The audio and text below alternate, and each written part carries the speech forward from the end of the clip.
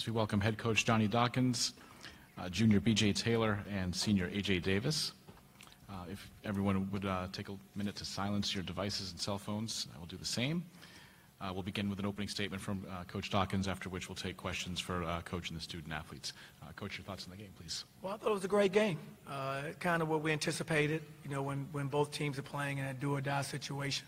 I think it brings out the best of the opponent. It brought out the best in us. You give ECU a lot of credit. I mean, I thought they made a great run in the second half, cut to 1, and that just showed their, commitment to trying to compete and wanting to continue to play. But our guys felt the same way. I thought our guys were still hungry. They still want to play a lot more basketball, and I was, really proud of the way they responded to their run and was able to kind of build on our lead and establish another run, and was able to win a good basketball game. We'll take questions for Coach and the student athletes. Please raise your hand and we'll get a microphone to you. And please just introduce yourself for the benefit of the podium speakers. Hi, Brian Murphy, Black and Gold Banner Red. Coach, can you talk about your defense? I mean, Terrell Allen had 5 steals, but overall forcing 20 turnovers. Just talk about your defensive effort. Well, I thought it was a great defensive effort. We knew coming into this game we were going to have to defend well. We hadn't played them since the beginning of the year, but I'd seen them on tape enough to know they were scoring the basketball well. They were playing with confidence. And so we knew the only way that we've been able to be successful is by, hanging our hat on the defensive end. And I thought our guys gave us a really good effort tonight. Questions? Shannon?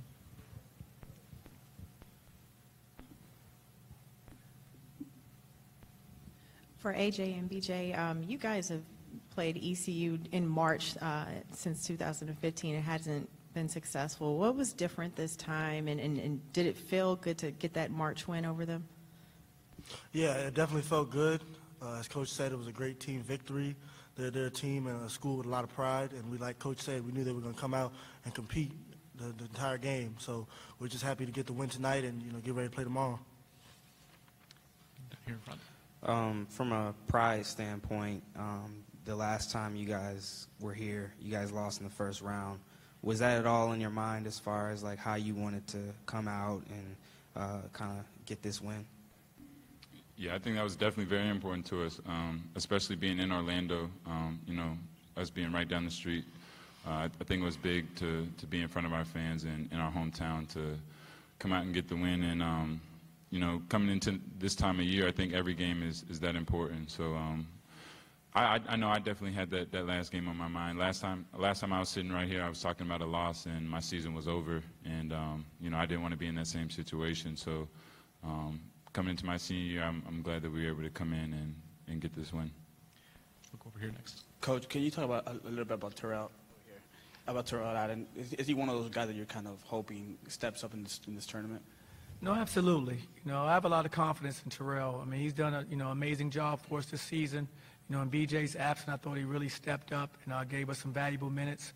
And, he did again tonight. His role has changed, but he understands that. And he's done a really good job of giving us a nice spark off the bench in a number of games. And like you said, he did it again this evening, and I'm really proud of him. Go to Trace.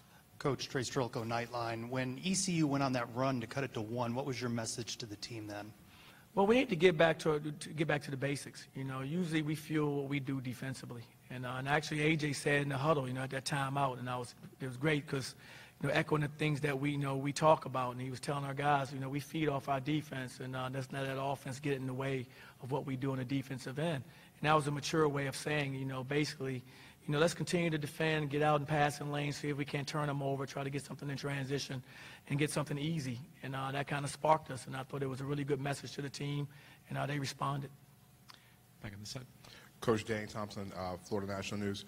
How important was the crowd getting behind the guys tonight? And, it's a pretty solid crowd tonight. So what were your thoughts on the crowd tonight? Well, I loved it. Like I said, it's going to be a community effort for us. And our crowd has always given us great support. That's one thing I know. When they come out, they're going to cheer, they're going to be loud, and that gives us a huge advantage. And so I was really happy to see them out there tonight.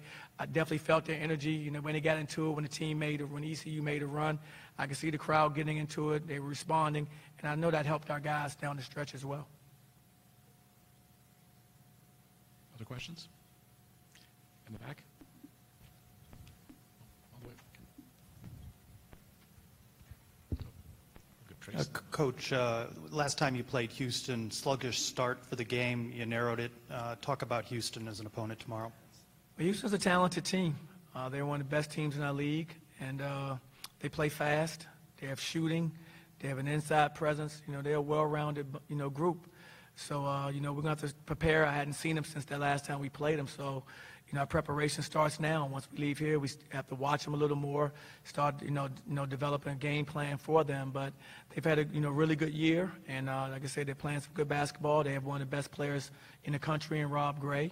And, a great coach in Kelvin Sampson. We'll go back here. Hey, Coach, you've done the 9 o'clock start thing. You've done back-to-back, but you haven't done both. I don't know how you meter out the minutes tonight to kind of keep yourself fresh for tomorrow, or is that a factor, or since we're at tournament time, it's not a factor? Well, I don't think it can be a factor. Whenever you play in a situation where, it's one and done, I don't think you can afford to be worried about, who's playing and who's not playing. You need to make sure that your guys are out there and giving us what they have. And, these players, they train all summer long. They play hard all season. I think they're capable of playing multiple games in a row at a high level. As you're watching, college basketball at this time of year, you see it happening all over the country. And our guys are no different in that regard. I think our guys are capable of going out there and maxing out every time they play in a one-and-done situation like this. Shannon? That was actually going to be what I was going to ask. I was just going to ask about how do you structure out the days when they have these late starts? And what is a day like leading into it? Well, we want to break the day up as best we can. Whenever we have a long day, fortunately we played some late games this year, so we kind of have a formula for how we want to prepare our guys. But we break the day up. We like to get them out to the hotel at least one time to make sure we're just not in there all day.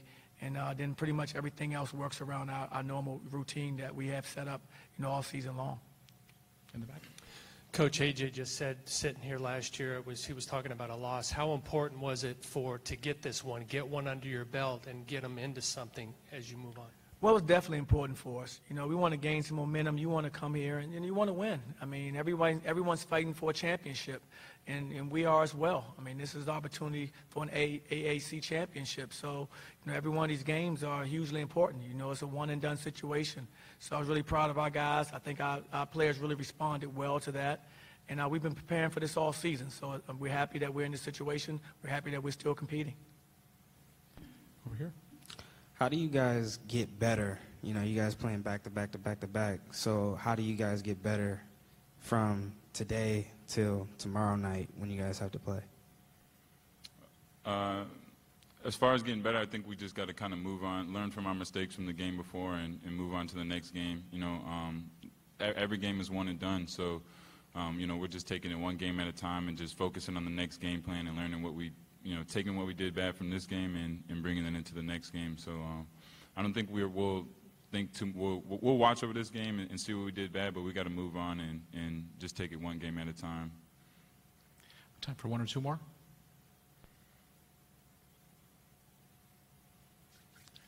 UCF, thank you. Thanks, guys. Take an opening statement from Coach Perry and then open up to questions for Coach. And if BJ should arrive, we'll take questions for Coach and BJ. Coach, your thoughts on the game, please. Well, I thought our guys competed and played hard and played their hearts out. And that's all you can ask for as a coach. I think all year we've been undermanned, and I think certainly late in games it catches up with us when we're undermanned, and fatigue becomes a major factor, and turnovers begin to mount, and that certainly was the case tonight.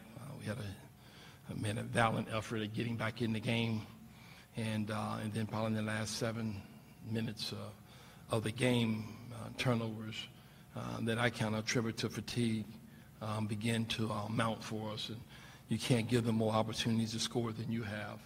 And typically that's what happens, but when you look down the bench, you don't have a lot of options available to you, and you just continue to fight and try to manage the game as best you can. But I was really proud of the effort from our guys, and it was a valiant effort on their part. Let's see questions for Coach Perry and for BJ Tyson. Raise your hand, please, and we'll get a microphone over to you. Over here in front. Hey, Coach, you talked about the turnovers. How much of the 20 turnovers were a part of just what UCF was doing defensively? Well, obviously, got to give credit to them defensively. They were in the gaps. They were really helping out. And but again, I think that the physicality at times when that happens, I think being able to fight through that, I think fatigue can play a factor in that. And I mean, that's not taking anything away from UCF, but we've seen it. Again, late in games, it typically catches up with us. And it's just been a problem throughout the year for us. And I would have liked to have a couple of more options to be able to use in terms of our rotation, but they were not able to be a part of things this year. But I commend these kids on the effort what they gave. Other questions? Shannon? What was the turning point in the second half, early on, when you guys were really able to cut UCF's lead down 46-45? What contributed to that? Well, I thought we were able to get the ball moving in ball reversal and kept the ball moving. The ball didn't stick, and we didn't over dribble during that period of time. We tried to really keep the ball moving. We often refer to it as to keep it moving as if it's a hot potato. And I thought the guys did a really good job of getting ball reversals. We talked about it going into the game, that they're really good defensively. If you try to score on them on the first side, we wanted to try to get to the second side, the third side. We wanted more ball reversals. We wanted to keep the ball moving as much as possible and then get them in closeout situations where we could attack them off the bounce or make them have to have two guys try to guard one, and we can make the extra pass. And that was part of the game plan going in. What was your impression of their defense? I know that's something that UCF builds its identity on. With Johnny Dawkins is their strong defense. Oh, they do a good job defensively. They get back in transition. Teams typically do not get easy baskets against them, and then they make you play half-court basketball, which obviously to be a good defensive team, that's what you want to do, make teams play half-court basketball. And again, as I said, they're really good when teams over-dribble and when teams try to score on the first side. To be effective against them, you have to be patient offensively, and you're going to have some mental toughness in terms of being able to maybe pass up a pretty decent one to get eventually a really good one. In the first half, UCF was 7 for 11 from 3. What would you credit to that? Was it just some shots were falling? Was it a defensive lapse? What was the behind? Well, I thought they shot the ball well in the first half. I thought we didn't engage them as much. We gave them a little bit too much space, and we didn't engage them as much as we should have. In the second half, we did a better job of trying to engage them and make them floor and bounce it more. And we were concerned about their ability to be able to drive the basketball. They have several guys that can drive it. And a couple of shooters, I think Mummin got open one time in transition. Griffin got one or two because of penetration, and they kicked it out to him. But we did a better job of trying to stay home and try to guard, at least they guard our yard, so that we didn't have other guys trying to help where they could give up extra opportunities in terms of those perimeter shots that they were getting. In the back. This question's for both of y'all. What can you guys take away from this season? Go ahead, B.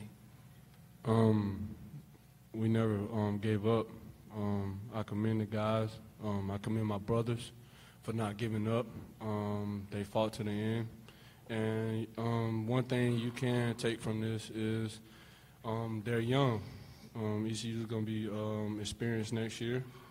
They're young. They got the Rookie of the Year coming back next year, which you can build around there. You got Isaac Fleming coming back. So you got a lot of key players that's coming back next year, and I feel like you could take a lot from it. But one thing that ECU should probably focus on is limiting the turnovers. Coach, would you take that as well? Yeah, for me, on a personal note, it was a tremendous experience, and it was a privilege and also a pleasure to be able to coach this group. Interesting, and I've coached teams before, but this was an interesting group because obviously this wasn't the hand that they actually started out with. And as I told these guys in the locker room after the game, this is a great experience in life for you because things aren't going to always turn out as planned. And, we obviously was some transition with me taking over. And the guys trusted me and respected me. And it's a very difficult situation to be in when you really don't have real leverage. You have real leverage when you have a contract. And when you don't have a contract, you don't have real leverage. But we were able to hold it together without that because of respect and trust. And I was really proud of that and was able to keep it together. I always remind people, Colorado State, coach stepped aside, assistant took over, and they boycotted practice and wouldn't practice. And we got through the first one or two, and I thought, okay, we got a chance here. And but it was a great experience. And one of the things I take away from with this group also is how relentless they were in terms of their work ethic. Even after a tough loss, they would come in with a big smile on their face, and they worked hard in practice. They were very attentive in film. And that's a very difficult thing to do, particularly when you have a year in which you're struggling. And in a lot of cases, they understand they're on demand, and they know that they're being asked to do a lot with less than maybe some of the other teams in the league have. But that's what we're about. We know that we can. We're people, we're young men, and it's a great experience for them that they learn how to do more with less. Take about 2 more questions. So Shannon? Oh, you're just back over here. A lot of teams go through the moment of when their season ends. As a coach, how do you describe that moment? Well, it always takes you back as a coach when you actually had that moment as a player. And you really relate well to the kids in that moment. And for us, we wanted to celebrate them. And, very similar to a funeral in that you want to celebrate a person's life when they're passing. Very similar in this situation here. They're passing on, they're moving on to another stage in their life. But rather than mourn them, we want to celebrate them. And that's what we did. We celebrated them, congratulated them and commended them for all the things that they brought to this program. And BJ particularly, he really embodied what a student athlete should be. And he did things the right way, both on and off the floor. He graduated and early. He's in grad school now. He's a good citizen. He's one of the most popular players. I've been there 11 years, probably the most popular student athlete that I've come in contact with, and most people would probably agree with that. And not just amongst his athletic peers, but